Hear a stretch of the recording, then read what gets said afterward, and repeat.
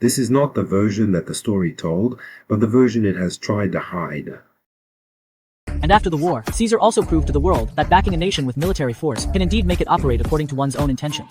35 years after the destruction of Carthage, Rome once again brought war to North Africa. This time, Rome was about to go to war with its good ally, Numidia. The war broke out in 111 BC, but its origins can be traced back to 149 BC. In that year, the 89-year-old king of Numidia passed away. He left the kingdom to his 3 sons. The eldest inherited the throne, while the other 2 assisted him. The old king also appointed Scipio Aemilianus of Rome as the executor of his will. Among them, the youngest son's concubine gave birth to another son, named Jugurtha. This young prince was intelligent and quick-witted. When he grew up, he followed Scipio Aemilianus to Spain to fight in battle. Scipio Aemilianus was very pleased with Jugurtha's performance and wrote a letter to the current king of Numidia praising Jugurtha. The current king was Jugurtha's eldest uncle.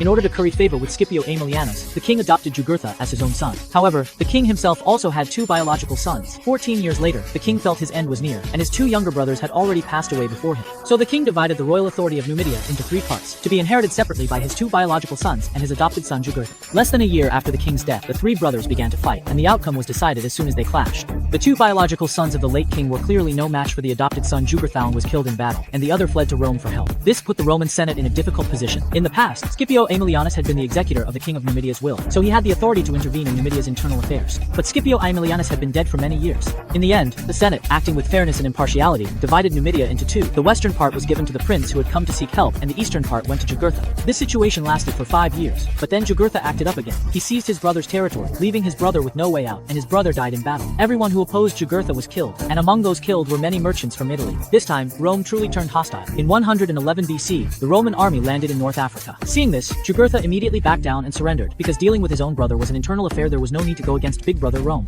So after Jugurtha signed the surrender documents with Rome, the Roman army returned home. But Jugurtha made another mistake. He sent someone to Rome to assassinate his cousin, and the assassination succeeded. The killer was also caught by the Romans. The Romans despised assassins the most, so once again, public opinion surged in favor of suppressing Jugurtha. This time, the Roman army was met in North Africa by fully armed Numidian soldiers, and the Romans were quickly surrounded by Jugurtha. The Roman army faced 2 choices, either fight to the last man, or lay down their arms and go back to Rome in disgrace. The Romans were forced to choose to retreat in humiliation. Jugurtha made yet another mistake. He trampled on the pride of the Romans. This time, Rome began to take the Jugurthine War seriously. In 109 BC, Rome sent consul Metellus to North Africa to wage war.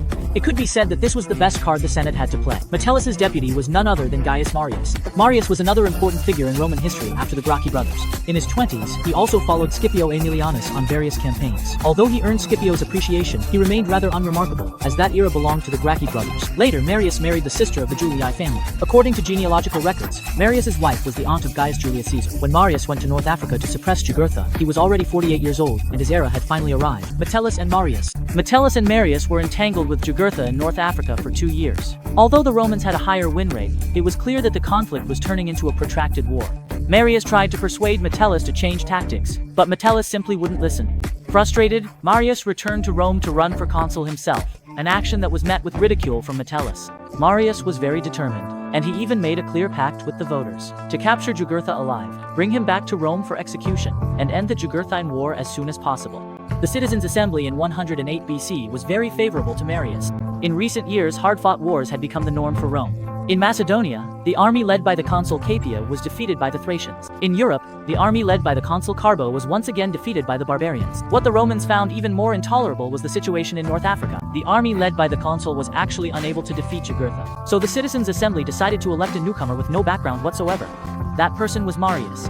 In 107 BC, the 50-year-old Marius was elected consul for the first time. But no one expected that he would hold the position for 7 consecutive years, breaking the Roman record for consecutive consulships. In 107 BC, Gaius Marius was elected consul.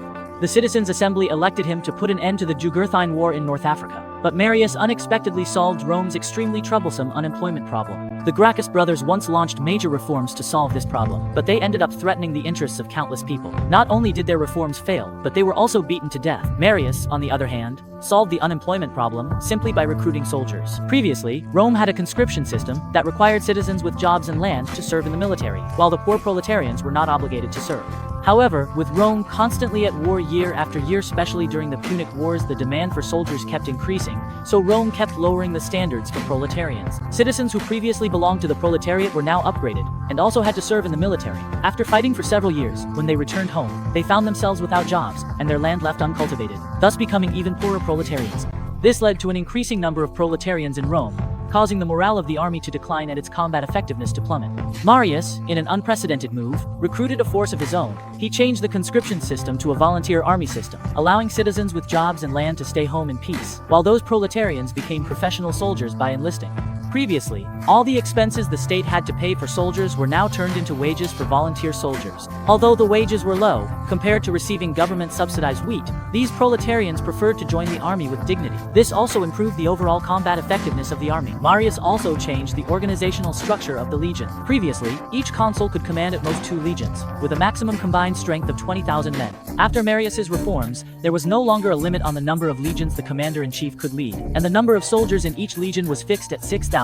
Because the army had become a volunteer force, and everyone received the same pay. Soldiers from both Roman citizens and allied states were now mixed together in the same units. Previously, officers in the legions were elected by the citizens' assembly, but now they were directly appointed by the commander-in-chief. Marius also standardized the army's banners, and that's the eagle we often see in movies. The eagle became the symbol of Rome starting from this time. Marius's military reforms were extremely successful. He didn't infringe on anyone's interests, so he was supported by everyone from the Senate and the wealthy class to the citizens' assembly and the poor. Even though Marius did not eliminate Jugurtha in the first year, there was no criticism of him in the citizens' assembly. Moreover, Marius was elected consul again for the following year. Although Marius was unable to capture Jugurtha alive, in the first year the Roman army had already taken control of half of Numidia's territory. However,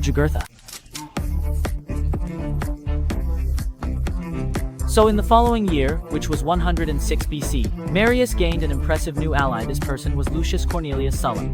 Sulla, who would succeed Marius as the next main figure in Roman history, was only 32 years old when he went to North Africa to assist Marius. The reason Jugurtha was able to keep entangling with the Roman army was because he had the support of the king of Mauritania. Jugurtha was the father-in-law of the king of Mauritania, and Sulla's mission was to use diplomatic means to persuade the king to abandon Jugurtha. Finally, with Sulla's diplomacy and Marius's military force working together, the king of Mauritania agreed to betray his own father-in-law. Sulla had the king of Mauritania invite Jugurtha to a banquet and capture him by surprise.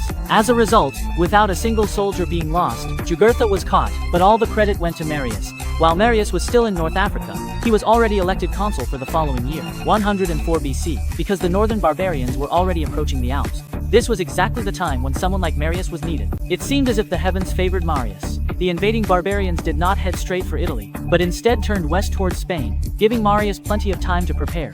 In 103 BC, Marius led his army across the Alps, but the southward moving Germanic tribes did not set their sights on Italy. Marius was worried that his soldiers would get bored and restless, so he ordered them to dig a canal near the mouth of the Rhone River. This canal would later be known as the Marius Canal. From then on, a new tradition formed in Rome. Whenever soldiers had established a camp and there was no fighting, they would engage in civil engineering projects. In the blink of an eye, it was now 102 BC, and Marius was once again elected consul. This was already his 4th time in office. That very year, the barbarian tribes began to stir restlessly once more. The Germanic tribes, on the move again, had as many as 300,000 men capable of fighting. When Marius heard this news, he was extremely alarmed. In 102 BC, more than 300,000 Germanic tribesmen swept toward Rome like a tidal wave. They were divided into 3 tribes. The Teutons invaded from the western coast, the Ambrones crossed the Alps to attack from the north, and the Cimbri invaded from the east. That same year, China was also troubled by northern barbarian tribes. Emperor Wu of Han was busy building the Great Wall to defend against the Xiongnu. Rome and China faced the same difficulties at the same time, but their ultimate outcomes were worlds apart. The Germanic invasion was different from those in ancient China. The barbarian tribes in ancient China would plunder resources and then return home, whereas the Germanic invasion was known as the Great Migration. When they ran out of food, they would pack up their families and belongings and migrate to more prosperous regions. Looking around, Italy was the best choice. In response to this invasion, Rome split its forces into 2. Consul Marius was tasked with resisting the Teutons in the west, while the other consul, Catullus, was responsible for dealing with the Cimbri in the north. As for the Tigrini tribe in the east, since they were far away, they could be ignored for the time being. Marius led more than 20,000 men and encountered the Teutons, who numbered over 100,000, by the banks of the Rhone River. However, Marius did not engage the enemy, seeing that the Roman army was holed up in their fortified camp and refused to come out. The Germanic tribes didn't even bother attacking the Roman camp and simply marched away. They even mocked the Romans, saying that once they reached Rome, they would send regards to the soldiers' families on their behalf. Just as the barbarian column was about to disappear from sight, Marius suddenly ordered his entire army to attack. The barbarians were already traveling with their families, and the rear of their column was a disorganized mob. When they were fiercely attacked by the Roman army, chaos broke out among them. Over 100,000 Germanic people were completely annihilated. However, the situation in the north was far less optimistic. Catullus planned to lead 20,000 Roman soldiers to confront the northern barbarians head-on, but before he could But before the battle even began, the Roman soldiers were so intimidated by the tall and strong barbarians that they fled. It took all the effort Consul Catulus could muster to stabilize the Roman army's formation, allowing them to retreat safely. However, these 100,000 barbarians still managed to enter Italy. Marius decided not to return to Rome for a triumphal celebration just yet, but instead to join forces with Catulus and deal with these 100,000 barbarians first. Although Mary did not return to Rome, the citizens' assembly still elected her as consul in 101 BC, which was her 5th consecutive term. In the spring of 101 BC, the combined Roman forces and the southward moving Germanic tribes fought a decisive battle. The result was a resounding Roman victory, including the women who chose suicide over surrender. A total of 120, 0 Germanic people died, and 60, 0 were taken prisoner. When the barbarians who had planned to invade from the east heard this news, they were so frightened that they retreated straight back to northern Europe. Rome managed to get through this barbarian crisis, all thanks to the Marian reforms. After the Marian reforms, the Roman army, whether at the cohort or the squad level, moved across the battlefield like pieces on a chessboard, striking precisely wherever the commander directed, fighting with remarkable skill and brilliance. Although the barbarians had the advantage in numbers, their fighting was completely disorganized, so they could only passively take the blows. After Mary defeated the barbarians, her life began to go downhill. In 144 BC, Mary was again elected consul, her 6th time. Although Mary was an excellent general, she was very lacking in political literacy. In the past, Roman citizens would disband and return home to farm after a war, but Marius's soldiers were all proletarians, and after the war, they had nowhere to go. All the glory Mary received was brought to her by these soldiers, so she had a very strong sense of responsibility for how to properly place these soldiers. As a result, Mary's brain was controlled by Lucius, the tribune at the time. During the Roman Republic, the relationship between the citizen assembly, the Senate, and the consuls was originally one of mutual checks and balances. Now, with the tribune and the consul joining forces, this balance was broken. Lucius was an extremely radical person, and he optimized the Gracchi brothers' grain law. The Gracchi brothers had previously proposed that the government purchase wheat at market price and then sell it to the proletariat at a low price. However, Lucius further lowered the selling price, which now was essentially giving it away to the proletariat for free. Lucius also proposed establishing colonial cities outside the Italian peninsula, allowing the proletariat to receive a sum of startup funds from the government and then emigrate to these cities, with Marius's veterans having priority. The Senate firmly opposed these proposals, citing insufficient state finances as the reason, and in fact, this was indeed the case. When the Gracchi brothers advocated for the establishment of colonial cities back in the day, they at least planned out where the funding would come from, whereas Lucius couldn't even come up with a source of funds. But Lucius had the support of Mary and the citizens who supported her, so his demands became increasingly excessive. He even proposed a bill stating that any law passed by the People's Assembly must be fully endorsed by the Senate, and that senators must swear to uphold the law. Those who refused to take the oath would be considered as having forfeited their seats in the Senate. Naturally, the Senate adopted a tough stance to oppose Lucius. When the Senate and the tribune became adversaries, the only ones who could act as arbitrators were the consuls. Lucius asked Mary to take the oath first, and Mary took the oath with great embarrassment. As the consul was the highest position in the Senate, the other senators, also extremely unwilling, followed Marius and took the oath as well. In this way, Marius lost the trust of the Senate. Lucius was intoxicated by the feeling of trampling the Senate underfoot and planned to be re-elected as tribune, so he sent someone to assassinate his rival. Now the Senate finally had a reason to deal with Lucius. They ordered Consul Marius. Consul Marius was ordered to eliminate Lucius in the name of justice. Lucius and his supporters rose up in resistance, and those who resisted were also supporters of Marius, that is, the poor and Marius's former veterans. Although Marius suppressed the mob led by Lucius, he also lost the trust of the broad masses of common people. And so, after 5 years of glory, Marius now found himself alienated on all sides. The Senate despised him, and the common people were deeply disappointed in him. Marius was so ashamed that he could no longer face anyone, so he fled to Greece. In that same year, a baby boy was born into the family of Marius's wife's relatives. The historian Mommsen praised this baby as the only true genius ever born in Rome. This newborn baby was named Gaius Julius Caesar.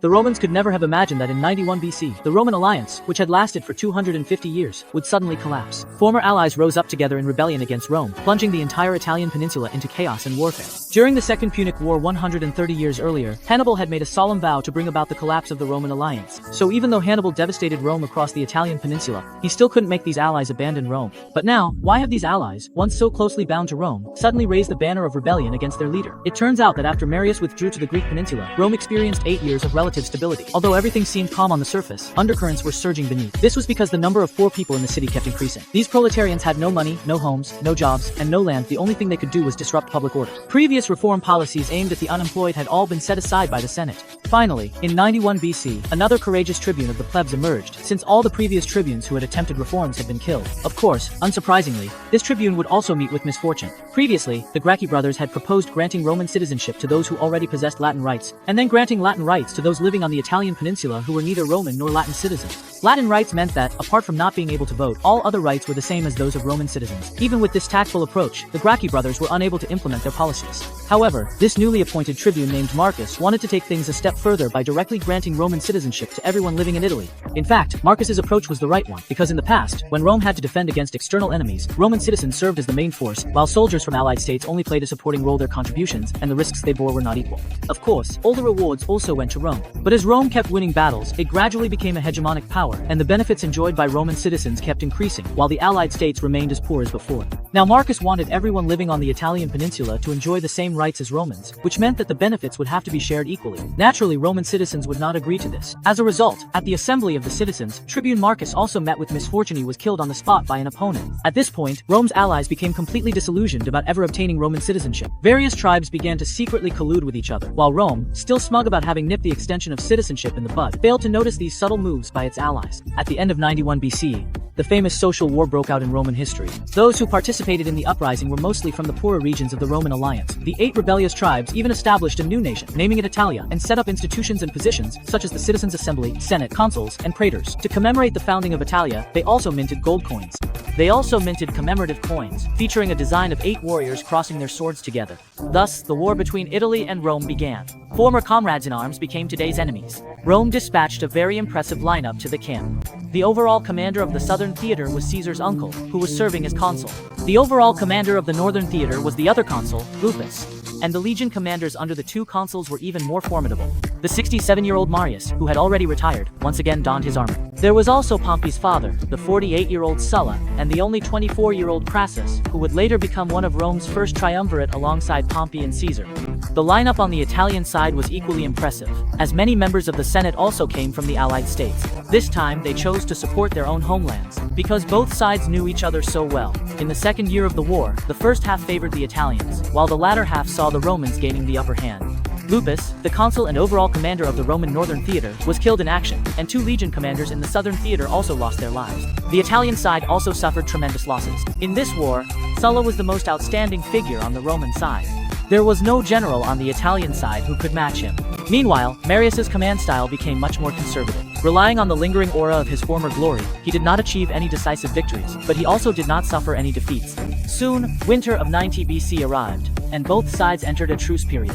Caesar's uncle, who was serving as consul, returned to Rome and proposed a bill at the popular assembly known as the Julian Citizenship Law, which granted Roman citizenship to all Roman allies.